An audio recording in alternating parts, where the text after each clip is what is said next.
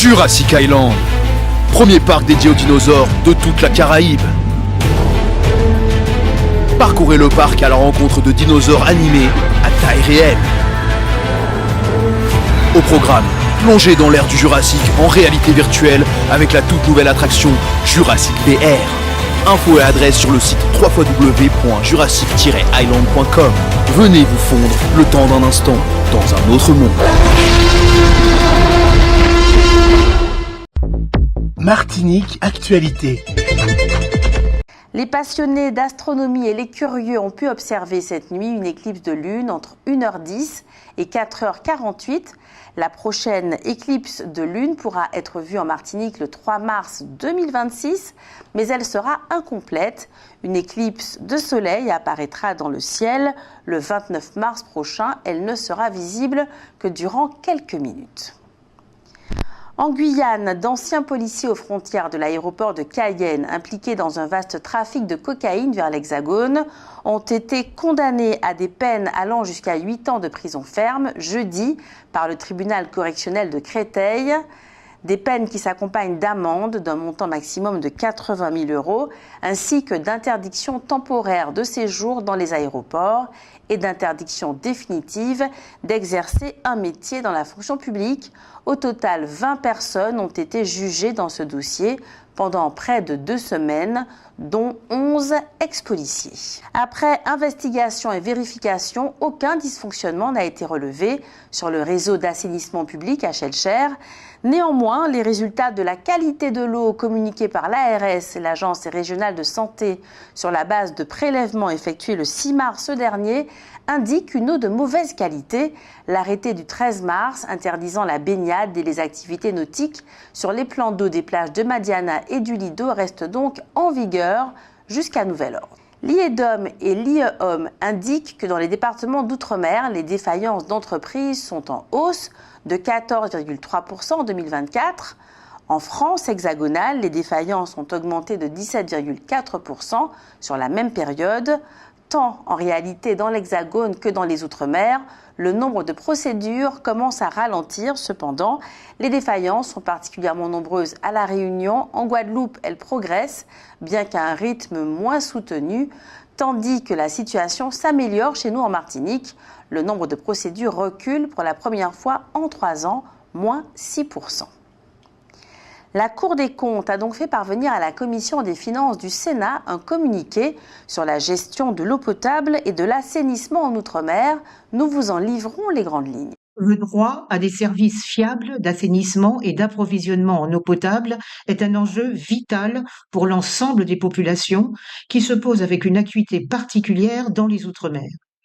La multiplication de difficultés dans les années 2010 se caractérisait par un effondrement de la qualité de certains services, avec de fréquentes coupures d'eau, notamment dans un contexte déjà exposé aux catastrophes climatiques et à des crises sociales récurrentes.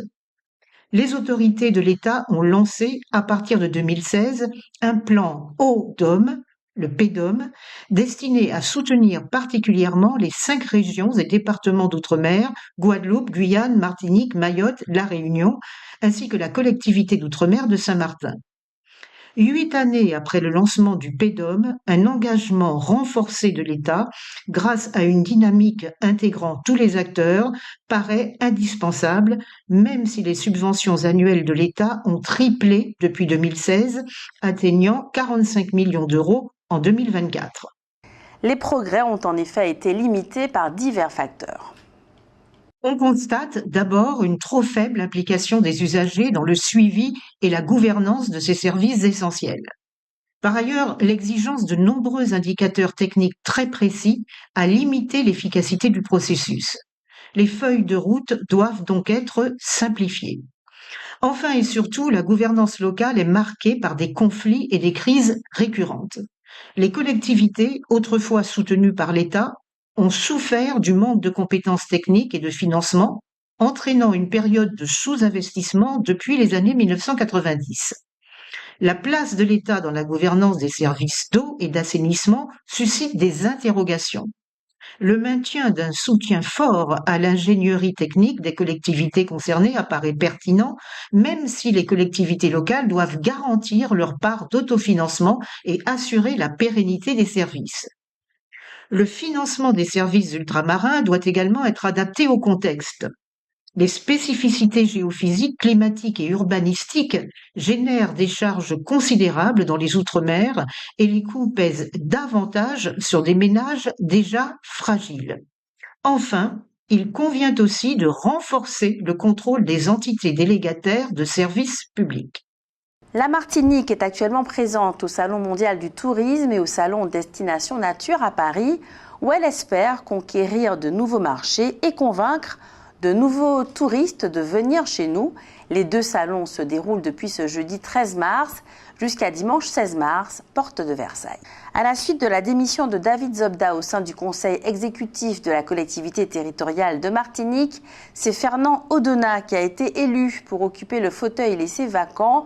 Il se voit confier le pilotage de la transition écologique, du développement durable et des aménagements liés au transport, en plus de ses missions de suivi des chantiers du BTP.